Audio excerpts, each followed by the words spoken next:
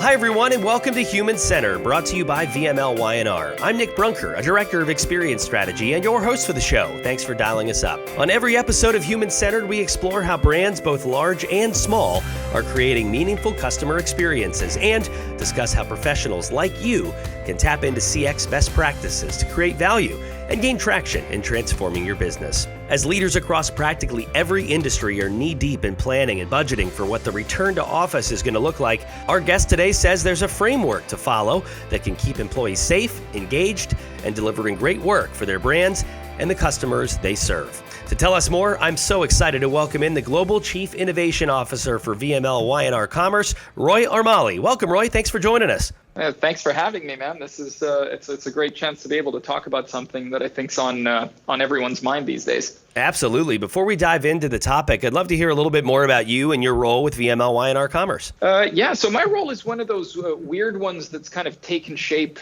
over the last couple of years, right? So I started out as a strategist before the merger.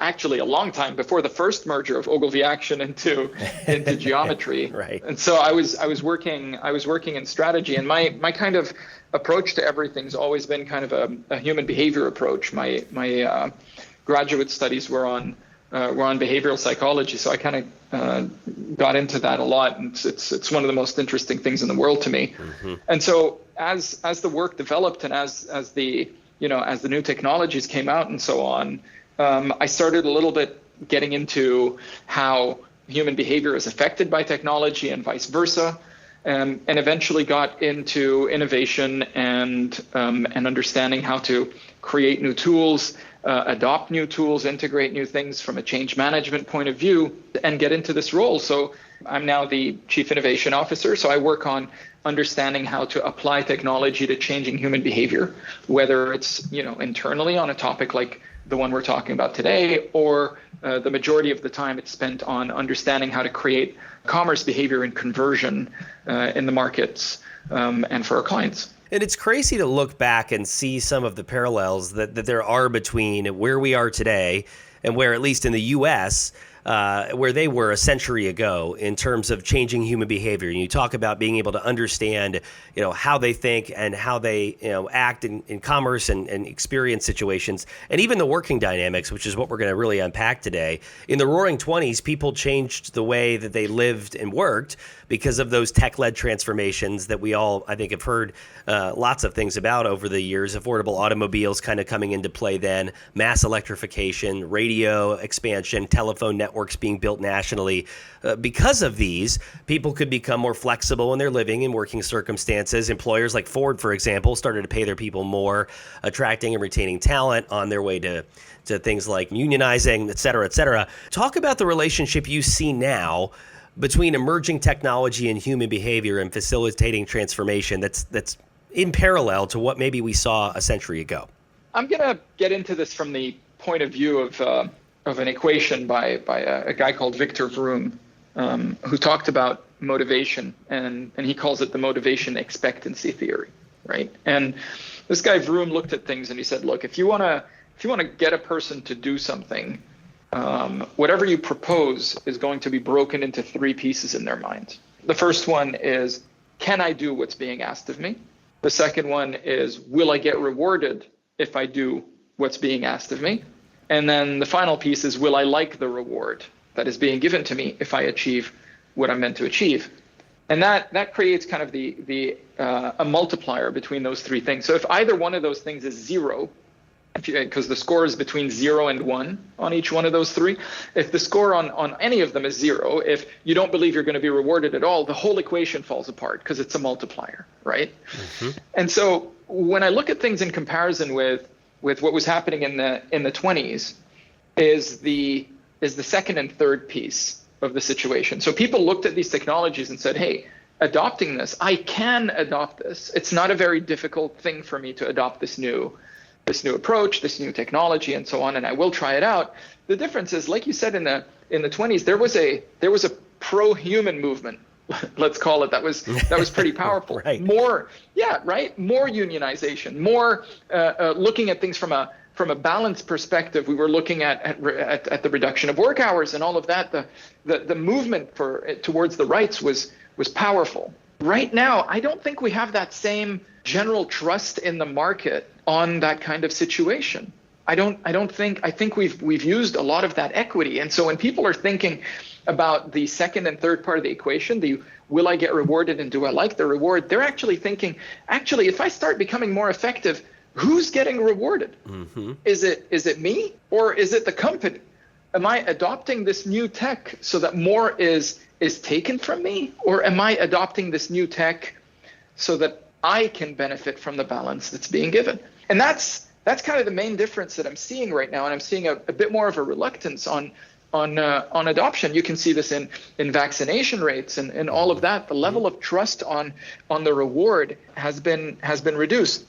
And so what I like about the way WPP is dealing with this, for example, is the level of flexibility that we're being given on the whole situation and the level of choice that's being left with everyone. I'm seeing a lot more hard-nosed and hard-line decisions being taken in a few other companies that I don't know if I fully agree with. And the second part of it is we're looking into this in a very active manner. There are groups of people that are looking into all right, how are we going to look at this thing to make people's lives easier so that we can maintain the level of talent that we've got in the system? So while I do agree that the speed of innovation and so on is similar, I think that the barrier to adoption as a difference between now and back then is how we're going to reinstill this faith and trust that these advantages and this level of efficiency increase that's coming in is not only to the benefit of the organization, it's also in the benefit of the human. Yeah, and a Forrester research study recently found that just 22% of global workers agree that their leaders have proven to be flexible in the face of these new challenges related to tech and really just the ways of working that are enabled by the technology. You talked a little bit about how WPP is handling it. How generally can listeners who may not be a part of the network combat that perception within their own company? Well, that's the other side of the coin. Right, we were talking about, all right, do I have that trust and so on? But the other side of the coin is also, do I see how much effort everyone's putting into this discourse and in this debate? Right? We can say, all right, 22% feel like their leaders haven't been flexible enough. Maybe they haven't. Maybe they have. Maybe they debated it to death and found that the scenarios didn't lead to something, productive and something that's appropriate for everybody, had they taken other decisions. And this comes down to transparency of the decision-making process, right? This comes down to, are we asking the right people? Are we doing our pulse surveys? Are we figuring out what's important to everybody? How important it is for them to understand the rationale behind the decision and not only receive the decision as a top-down approach, right? And this is not easy because it takes a lot of time. Mm-hmm. If you want to explain the rationale behind your decision, you also need to be open towards critique of your approach, and that creates debate, and debate takes time, right? So there's that aspect of it, and I guess the balance that I'm seeing here is a decent balance, and it would be a good idea for other organizations to look at kind of this level of transparency on the process of the decision making. The second part of it is conflicting expectations, right? When we say that 22% agree that their leaders have proven, so the other 78% think that they've been inflexible. Mm-hmm. Compared to what? Compared to which expectation, right? Where was the bar set on this whole thing? Did someone come in, like, if you look at it in terms of adoption of new technology to enable all of this flexibility, when you look at the adoption curve, it's huge, right? There's segment, even the broad segments from innovators, early adopters, early majority, late majority, and laggards is already a very strong gradient. If I spoke to all of them, then would I get the same answer on their expectations of flexibility as each other? No, it would be very different from one group to another. And the other part of it is that curve is also dynamic. I don't adopt everything at the same rate, mm-hmm. right? I don't look at all types of technology in the same way. There are things that I'm very comfortable adopting very quickly, and there are things that I'm very uncomfortable adopting quickly. So the expectation setting is very important, which kind of is linked to the first point of the transparency on the decision-making process. And then the third part is the issue of scale. A lot of people underestimate how difficult it is to scale a solution. It's the hardest thing in the world. Like you look at entrepreneurs and how well they do in different things. And you're like, oh, that's a great idea. Of course it worked. Well, yeah, in retrospect, of course it worked. But the hard part wasn't coming up with the idea. We've got, at least 7, moments of clarity in the shower a year where we come up with $1 million idea. Exactly. The problem isn't the idea. The problem is getting 1 million people to use that idea, to adopt that idea. And so we look at things from the point of view of, let's take Office 365 as an example in Microsoft Teams. I'm not the biggest fan of the way that Teams takes up 150% of the resources on my laptop and it overheats when I'm using it. Right. That doesn't make me happy, right? And I look at Zoom and I go, oh, that's so much smoother to use. Well, yeah, until I need to share a file, and I know that SharePoint would help me out a lot more, until I need to drop an Excel sheet somewhere, until so there are so many small things that will differ from a solution that is made for a very specific use case to one that has an economy of scope, so multiple applications. And the other part of it is, well, what if Zoom doesn't work in a place in a specific country, and I didn't think about that? What if it's banned in certain territories? What if its security measures don't work for specific clients to be comfortable with using it? I'm not saying that's the case. I'm just making a comparison between 2 systems that are very popular. I could be saying the same thing about Google Suite, Slack, whatever it is, and none of them are great. They're all just good. And at scale, what you want is the scalable and large economy of scope good. And to be honest, Office 365 is like the most expensive one between them. So it's not even a cost-cutting decision. So when you put these 3 things together, it looks like people are being inflexible because they need to sit down and justify the process that they took to take a decision. And then they need it to fit within the expectation of a large gradient of people that consider the different facets of flexibility and adoption of tech and so on. And then they need to figure out something that fits both of those things and scales. It's not an easy thing to do, and it's not meant to be easy. I mean, the people at the top get paid a lot to take these very exactly difficult decisions. Right. So it is their problem. It's not everyone's problem. I'm not justifying anyone taking a wrong decision, but I just don't like the way that the question is, the study is set. Have proven to be flexible. Agree that their leaders have proven to be flexible. I mean, let's figure out how to set a bar first and compare the expectations, and then we can go into kind of scrutinizing where it is and understanding which leaders are doing it right or wrong. Because I'd rather debate whether the right or wrong thing has been done rather than debate whether the communication on the right or wrong thing has been done. Because at the end of the day, we want to get the benefit of the decision, not just the security of having heard the rationale behind it either. Well, I was just going to say that's the challenge of experience design and design thinking. It's when you look at experience like measurement objects, it's around perception. And so there's a lot of meat on that bone that you have to, kind of unpack or peel back to understand exactly what is the reason why something is happening or why a customer, or in this case, an employee might be feeling the way they're feeling. But that also, kind of puts a finer point on the need for good design thinking, good experience strategy principles as you're building. Because a lot of the things you said, when you're thinking about issues of scale, understanding, viability, feasibility, desirability, that all comes from a place where you've got the people at the table to start to think that way, which I think for somebody in your role has to be a fascinating and exciting time, because you really are, as we talk about on this podcast, forming what the future of work is going to look like. And if you don't go down the design thinking route, you could put yourself in a really, really tough spot down the line, can't you?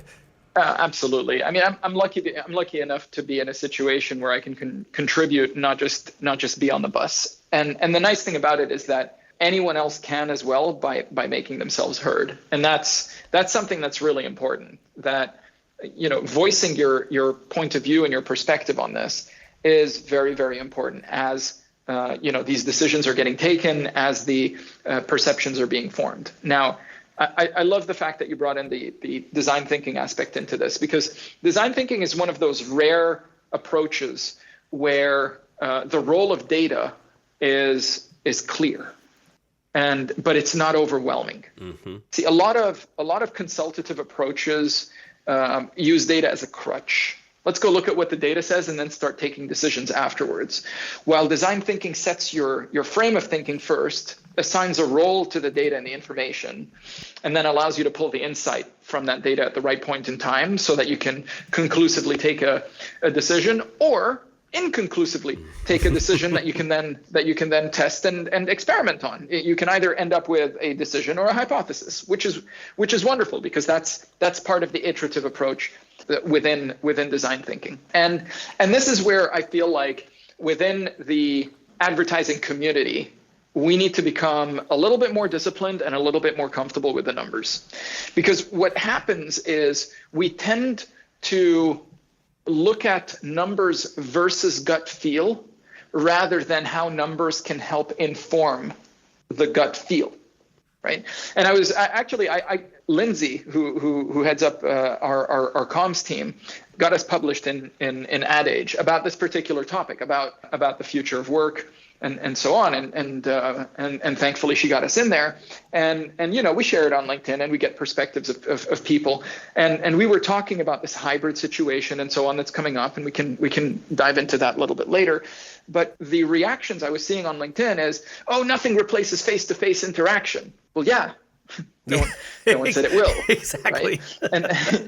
Right? But when you look at how we've designed our offices and our systems around face-to-face interactions, you'll see that we've tried to shoehorn things with each other based on gut feel. And the example I like using here is open plan offices. The gut feel is remove the walls, remove the doors, remove everything, make it an open space, and collaboration will go up.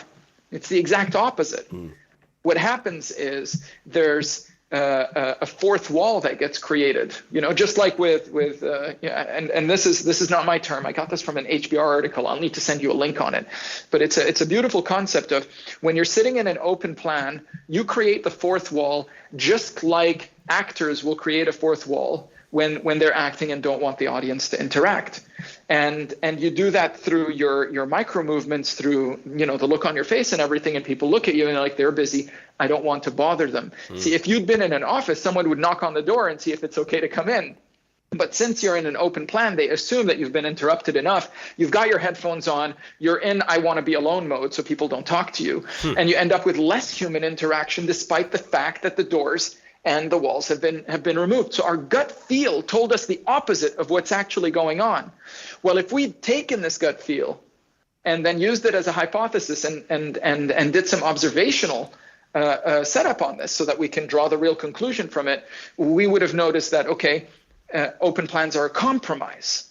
It might be something that we need to do because of a business imperative or whatever to be able to get more people per square foot in the room, but I haven't seen any conclusive evidence on collaboration increasing when this happens. And so design thinking stops you from falling into that trap and allows you to give your gut feel some room to be able to say, all right, let's see what happens when there's no walls and when there's no doors and how we design around that. And then it allows you to experiment around it and kind of see, okay, well, how can I create private spaces without them becoming the norm through a fourth wall? And then you start doing behavior-based thinking, and that leads you to a more powerful hybrid workplace rather than, an exercise in fitting desks together like Tetris. As Roy mentioned, he has that article posted on Ad Age, 5 Ways to Improve the New Hybrid Workplace. We've added a link to that story in our show notes, so be sure to give that a read to get more on the topic, because I think it's exactly what we're talking about, and that balance between, the technology and the in-person and making sure they're working together in a symbiotic way is crucial. And technology inevitably is going to influence this. But the obvious question is, okay, you know that you need to invest. You need to find things that are going to hopefully scale or at least work together on behalf of our employees and then the end consumer. How should leaders plan to invest and smartly apply it to their business? The first piece of input I will give on this is not to invest in the technology, but to invest in solving the problem. Because we tend to jump too fast into, all right, what's the new tech that's going to help us have a hybrid workplace? Mm-hmm. And we haven't looked into what we mean by a hybrid workplace yet. And the small kind of, let's say, challenge or mini goal that I've put in front of people about this, is resolving for the third person. Okay, and this is kind of a concept of understanding what we mean by a proper blended environment. When you're sitting at your desk, you can work on your own, or someone can stand next to your desk and you could talk to them, or you could be on a video conference. So you've got three options: working with yourself, working with someone in the digital space, and that could be many people, or working with someone that is physically next to you. If you try to do more than two of those together, or two or more of these things together, then the system kind of falls apart.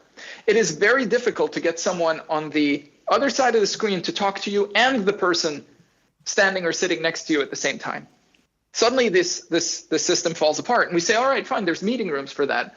Well, yeah, there are meeting rooms for that, but I'd much rather be either physically in the meeting room with you, or have the knowledge that no one else is, because that's when our contributions will be balanced, when everyone's online or when everyone's in the room. But when you try, even in a good meeting room, when you try to have a meeting where there are 3 people on screen and 5 people in the room, or 3 people in the room and 5 people on screen, it inevitably gets lopsided towards the people that are in the physical space over the people that are in the digital. Or if the screen's big enough, it's the other way around. The screen takes over, and then it's a conference. You're sitting there being spoken to, but the natural conversation somehow gets diluted because of that third person. And the third person is always feeling like a third wheel, right? If you're on a video call at your desk and there's someone standing or sitting next to you, the person sitting next to you is the third person. If you're in the meeting room with another person physically and someone else is on screen, then the person on screen is the third person. We haven't figured out how to blend the environment properly, despite the fact that we've got augmented reality systems, we've got better telephonic systems, all of that. We still need to put in ridiculous amounts of money to set up like a telepresence room or something for it to work out properly. And I don't know about you, but we're not going to spend 150 grand on every office Negative. To be able to have this thing feel a little bit. Yeah, that's not happening.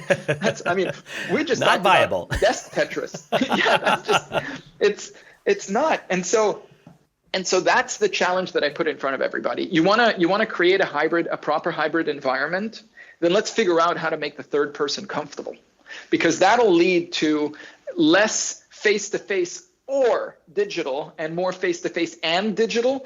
And that way, if you want to do the 3 days at home, 2 days in physical work, or 3 days in physical work and 2 days at home, you're able to do it without having to give up too much, because that hybrid environment takes you into consideration as the third person.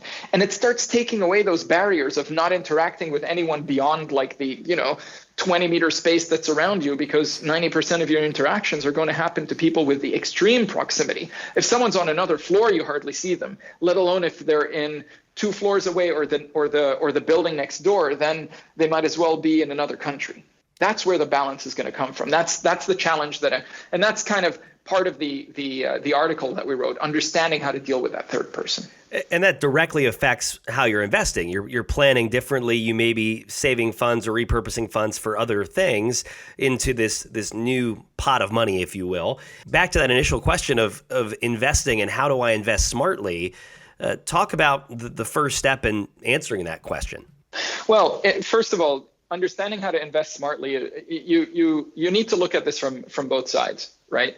You need to look at it from the perspective of the people making the investment and from the people requesting the investment, right? Because what we assume is, finance will assume someone needs to come to me with a proposal of what they'd like to do to create this environment. And so the others are thinking, well, I'd like to make a proposal, but I don't even know the ballpark of the money that I can be allowed to use to come up with a proposal. Can I redo the whole floor? Can I come up with some solution that puts tech everywhere? Can I avoid the tech completely and figure out a way to get, everyone to move to offices just like our Kansas City office, where we're all in airports and we travel all the time. So these are kind of decisions where both sides need to come to the table prepared. The finance teams need to start looking at things from a proper investment point of view and go, all right, if I want to enable a hybrid workplace over the next 5 years, here's how much money I'd like to save and here's how much money I'd like to invest. So here's the starting point, here's the budget starting point, here's the brief that goes out. And at the same time, the people teams and the leadership teams and so on need to sit down and go, all right, well, I would like to enable a hybrid workplace. Let's go through the design thinking approach. Let's understand human behavior and how people are reacting and how people are acting in the office and how they would like to act and react in the office. And let's start building around that. And we'll see how we meet those two things at whatever is feasible from a budget perspective. Only then do you start going into, all right, great, what's the tech? Mm-hmm. Now it's tech time. It wasn't tech time before we started figuring out how people want to work. It's let's figure out what we want to do and then go for the tech, or else we're going to be inundated by all of these kind of new technologies that VCs happen to have, more money than sense and are dumping into. And then 5 years from now, we're like, we tried the wrong thing. Or even 1 year from now, we're going to figure out that we tried the wrong thing. So literally behavior first, tech second. Yes. Behavior first, tech second is kind of has been the mantra of my career life, let's say, for quite a while. It's just logic. Figure out who you want to motivate to do what and when, and who wants to be motivated to do what and when, and then try and find how you're going to do the tech. It sounds childish even as a concept to a person that does proper CX and UX to mention an approach like that. But the reality is not enough people think about it that way. So how are you applying this method in your role at VMLY&R Commerce? You talked about a little bit off the top of the block, but would love to hear more about you're taking all of this thinking and actually activating it. And I think our listeners would be really interested in what you've been doing here.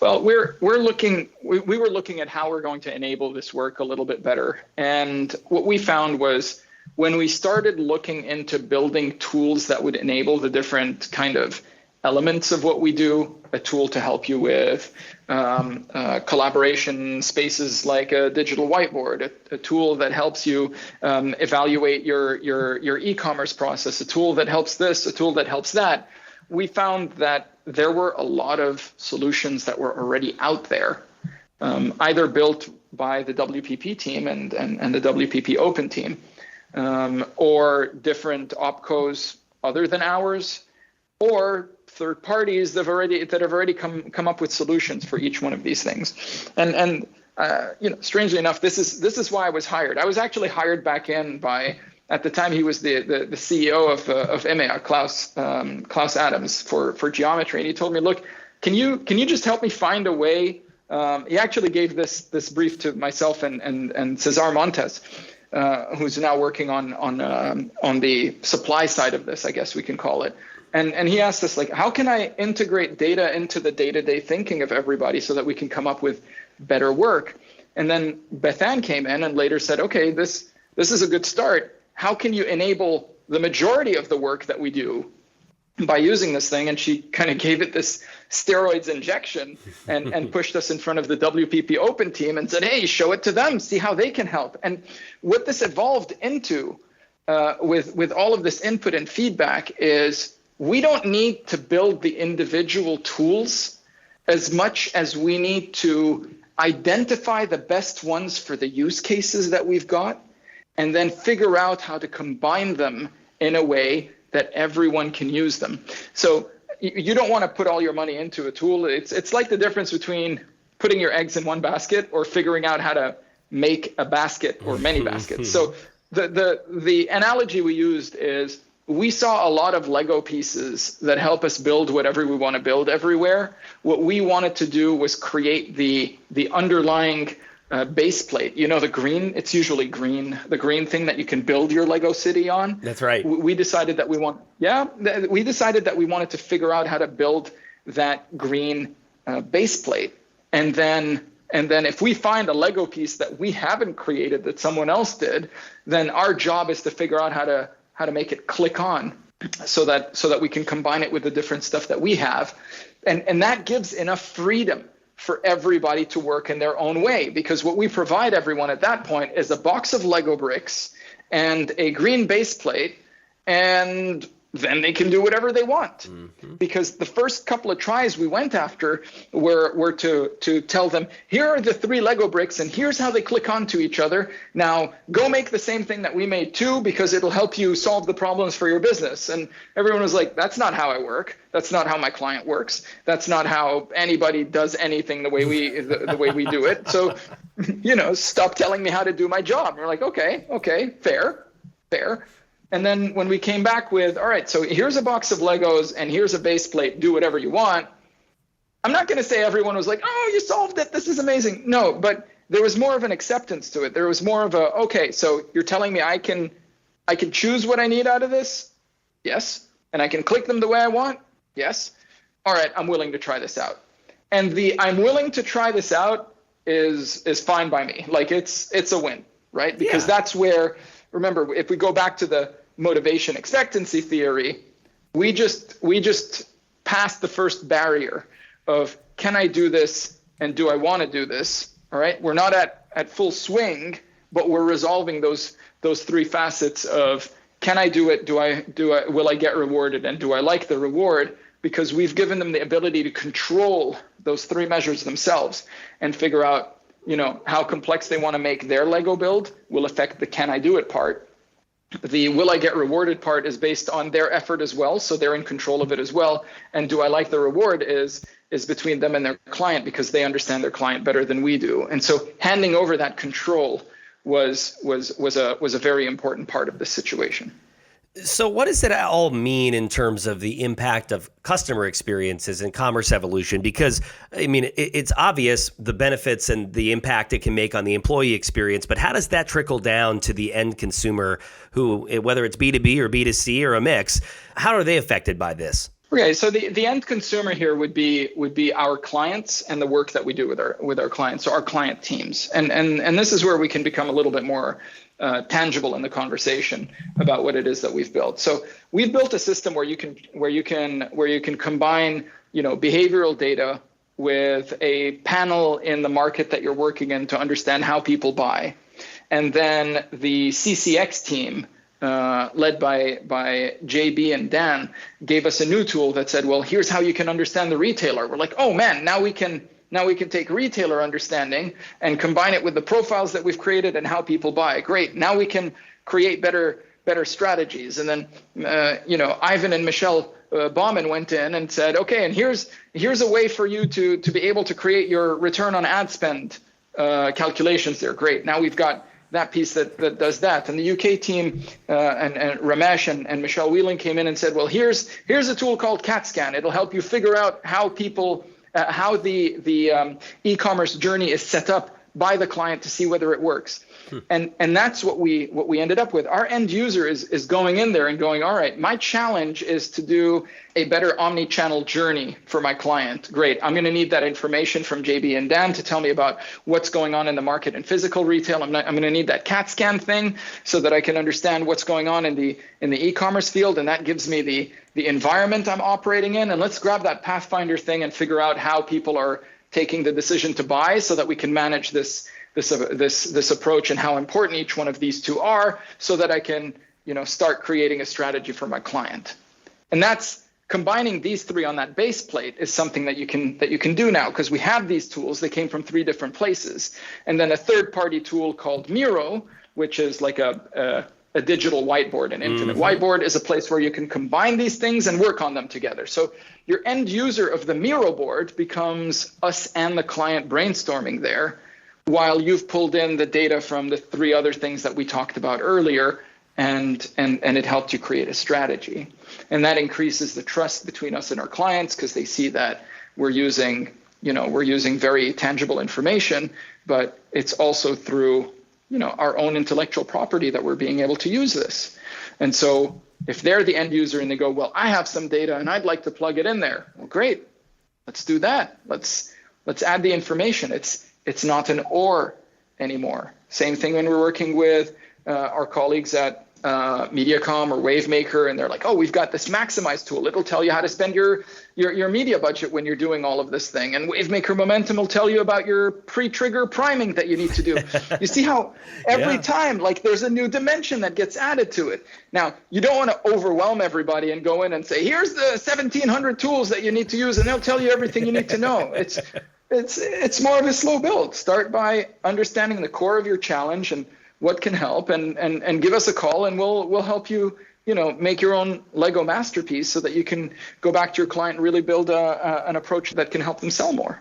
Well, and even the perception at the end of the day around just something as simple as omnichannel, it's an overused term. And in a hybrid world, there is really a difference between truly omnichannel and multi-channel. Tell us more about that distinction and why it's important here. Right. I'm gonna tell you how I feel about this through the words of Will Good. He heads up all of our new business, and he called this our Iron Man moment, right? And he's referring to the Marvel character Iron Man, and how in the first movie, Robert Downey Jr.'s character had to go and create this kind of suit to be able to escape from a cave when he was kidnapped and so on. And you saw that was going to turn into Iron Man later, but it wasn't quite there. I mean, it looked like a clumpy piece of crap, but it got the job done just well enough. So that's us maybe 8 or 9 years ago when we started talking, 10, 15 years ago. I'm old. When we started talking about omnichannel, but we were, our omnichannel was still that kind of machine that we'd cobbled together. We were talking a good game, and we wanted it to be the reality, but the technology and the systems hadn't really caught up. And then at the end of the movie, and in movies number 2, 3, and 4, you had that moment where it was the actual Iron Man suit. The technology had caught up with the dream of what he wanted it to be. And you could see the suit, and you're like, okay, yeah, that thing in the cave, I could tell that it was hinting towards this. I could tell that he wanted to do this, but he didn't have the material required. Now we've got that required material to be able to do true omnichannel. We've got human beings behaving in a way that they're accepting of true omnichannel. I mean, you're selling stuff through TikTok rather than have people go into a brick and mortar store. If that isn't a sign, nothing is, right? So that's where we need to start getting a little bit better at understanding all of these things, because the more fragmented all of this becomes that we need to recobble into this omnichannel system, the more we need to become experts at a million things, and it is exhausting. And that's where the tools come in. They give you that slight edge at being able to understand things without needing to go into the huge depth of understanding of each one of the particular channels and systems and so on that you need to affect, because the tool helps you achieve that and give the output that you need to do. And so that's where we are right now. I feel like, yes, we've been talking about omnichannel for a long time, but I feel like we're at that Iron Man moment now where we can walk the talk. I love it. You come for the CX and the human-centered goods, and you stay for the Marvel references. Love it.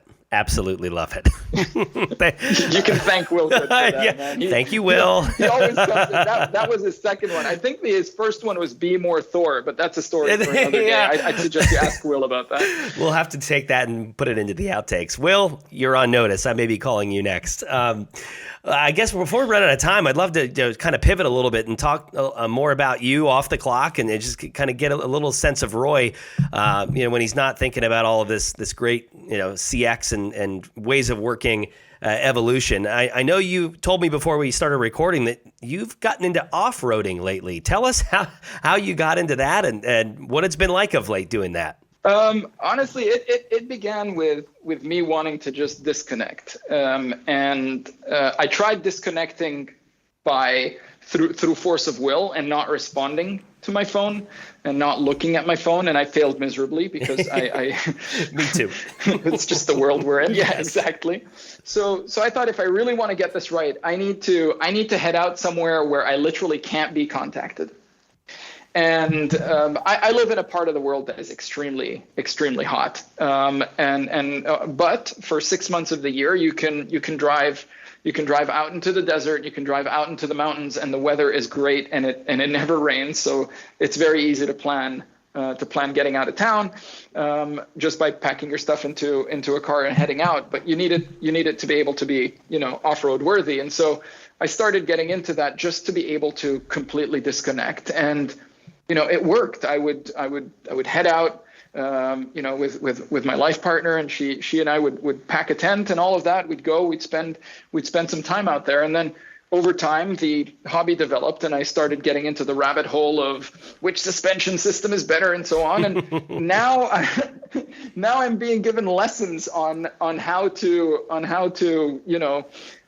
climb up a 100-foot crest sand dune and try not to roll the car over and not get so scared that I take my foot off the gas as we're going across it. And it's become this wonderful hobby where you need to take walkie-talkies with you because there's just no connection to phones or anything there, and it's this complete it's an endless desert or a mountain, and you go out there, you forget everything, and you just off-road for a while. You camp when you're done. You make some food. You share a meal with some people, and you head back. And that's, I've tried making my weekend hobby the exact opposite of my weekday life. as little technology. The best technology out there is in the car. And the moment we camp, the maximum technology we're using is the fireplace. Oh, and the Bluetooth stereo. That's right. You can't go without the Bluetooth. Yeah, you need the music to keep it going. So if that's the most technology you have, you're doing something right. Thank you so much for joining us. This was a great conversation. Really appreciate the time, and we will, I'm sure, be talking again soon. Thanks a lot. Thank you very much for inviting me. I really appreciate the time here, and I've had a great time. Thank you so much. Same. And thanks to you all for listening to Human Centered as well. To learn more about our CX practice and our approach to the work, check us out online at VMLY&R.com/CX. We'd also love to hear your feedback on the show. Give us a rating and offer up your thoughts wherever you listen to your podcasts, including Apple, Spotify, Stitcher, Amazon, and more. Have a topic idea or just want to drop us a line? You can connect with me on Twitter at Nick Brunker, or just shoot us an email. The address is humancentered@VMLY&R.com. Thanks again for listening. We'll see you next time.